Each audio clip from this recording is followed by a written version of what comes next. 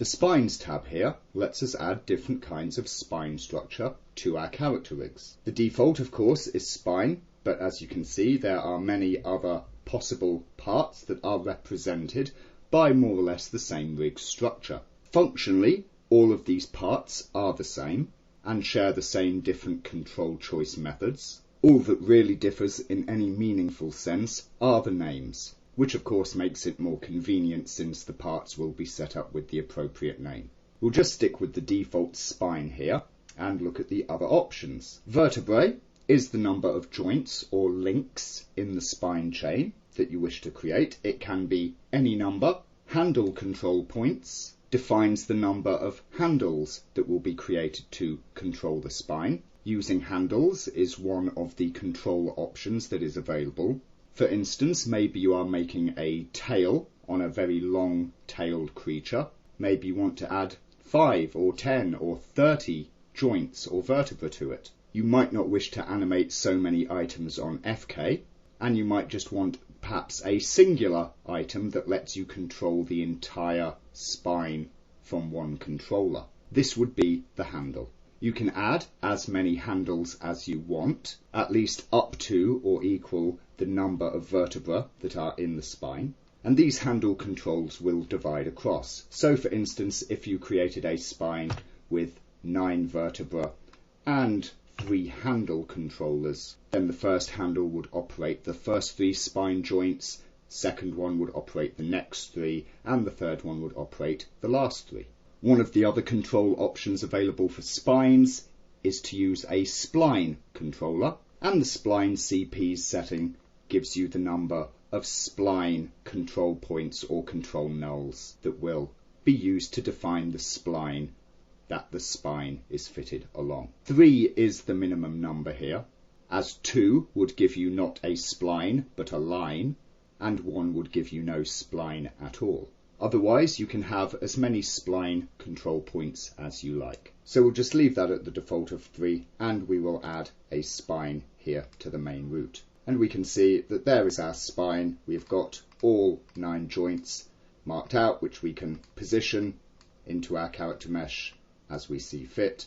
And notice that the tip of a spine here, or the last joint, has this tip under it, which you can use to mark out the end position of the spine. Notice that, of course, you can put that side to side by rotating the previous or the penultimate spine joint. You don't move this side to side so much, although you can do it either way. These boxes that appear represent the positions where the handle controls will go, so you can position those appropriately. And when we fit, there is our spine appeared with all of the joints as we have laid them out. And of course, by default, the spine comes in under FK control and can just be posed thusly. If we click Edit Part, we can see that we have various different options here. FK, which is the default.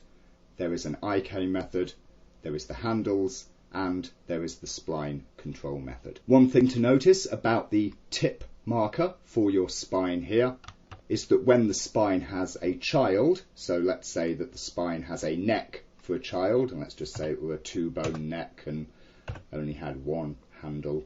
Let us add that, and we will make it a child of the last spine joint here, the spine 1-9.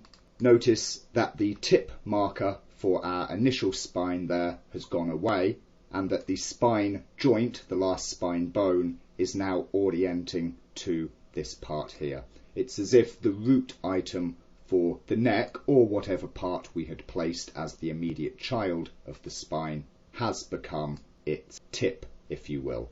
And so you see that when we rig fit, there is our last spine joint. The reason it's important to take note of this, and I will just add another quick little spine here, is because it somewhat determines the order which you have to add things. Notice here, of course, we've got a spine, I added a neck, and that's all proceeding as it should do. This last spine bone will go towards its first child.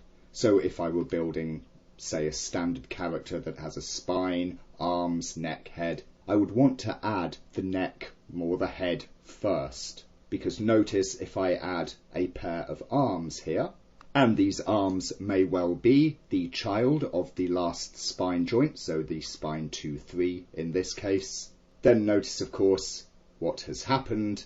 The last spine bone is orienting to point towards that arm, because in this case the left arm is its first child. And we can see that we have this result, which is quite wrong. And to illustrate this, I'll just add on another neck to our spine here, so to the spine 2-3 like this. That should be the neck, which of course our last spine bone is not orienting towards. We can fix this manually.